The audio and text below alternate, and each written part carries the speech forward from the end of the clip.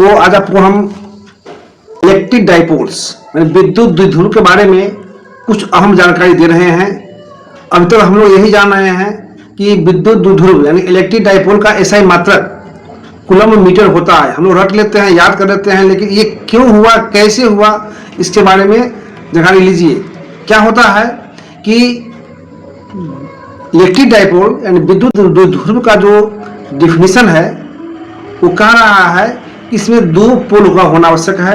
इसमें दो पोल होते हैं, दोनों पोल पर जो परिमाण है वो इक्वल है। क्लियर? परिमाण का इक्वल है, बट दोनों पर जो चार्ज होता है वो अपोजिट होता है। आई मीन एक पर प्लस एक पर माइनस होता है। क्लियर?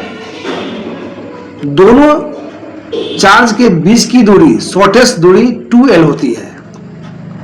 याद रखिए 2L होती है। दोनों चार्जों के बीच की जो डिस्टेंस है वो 2L होता है। तो इस आधार पर जो फॉर्मूला निकलता है, ऐसे आपको हम इस फिगर के द्वारा एक्सप्लेन करते हैं। फिगर को देखिए, समझिए कैसे होता है। और इस फिगर का जो फॉर्मूला होता है, ये फॉर्मूला होता है P = Q × 2L। क्या तो याद कर लीजिएगा, क्या तो फॉर्मूला होता है, फॉर्मूला होता है P = Q × 2L। Clear? P क्या हुआ? इलेक्ट्रिक चार्ज हो गया, इलेक्ट्रिक डाइपोल हो गया। और Q क्या हो गया? Q हो गया आपका चार्ज और L हो गया लंबाई, यानी दो चार्जों के बीच का दूरी हो गया। क्लियर? तो हम जानते हैं कि चार्ज का जो मात्रक होता है, ऐसा ही मात्रक होता है, वो होता है कूलम्ब होता है। और Q का L जो है, L का जो मात्रक होता है उसका मीटर होता है। L का लेंथ ना है तो लेंथ का क्या होता है? मात्रक मीटर होता है।